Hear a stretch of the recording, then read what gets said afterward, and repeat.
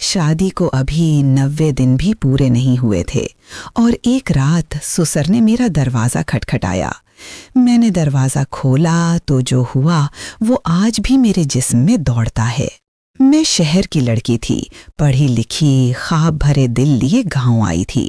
सोचा था अब मेरी जिंदगी रंगों से भर जाएगी, लेकिन ये घर जितना खूबसूरत था उतना ही पुरअसरार भी। मेरे सुसर एक बार देख लो तो नजर हटती ही नहीं। लंबा कद, चौड़ी छाती, भारी बाजू, ऐसी आवाज कि कानों में गूंज जाए। रातों को उनके कमरे से जो आवाजें आती थीं, सांस की आहटें, फिर अचानक गहरी खामोशी और फिर वही तेज तेज सांसों की आवाज। मैं कान बंद कर लेती, लेकिन दिल के अंदर कुछ अजीब सा जलने लगता, कुछ तेज होने लगता। एक दिन घर बिल्कुल खाली था। शौहर काम पर, सास बहन के यहाँ। गर्मी से बुरा हाल। मैंने दुपट्टा उतार दिया, ब्लाउज के 2-3 बटन खोल दिए, पसीना बह रहा था। अचानक पीछे से गरम गरम सांस का झोंका महसूस हुआ। मुड़ी तो सुसर खड़े थे, सिर्फ एक पतली सी लुंगी, जिस्म पर पसीने की चमक, आंखें ऐसी कि जैसे मुझे अंदर तक देख रही हूं।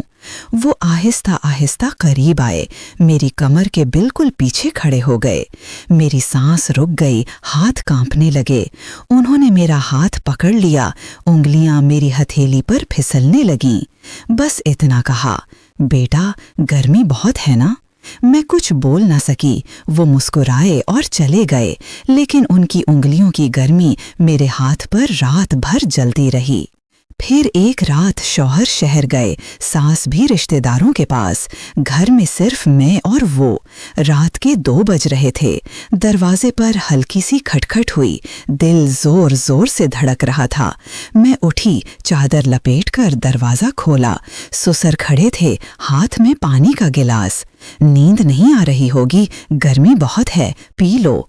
मैंने गिलास लिया, हमारी उंगलियां आपस में टच हुईं, देर तक उलझी रहीं।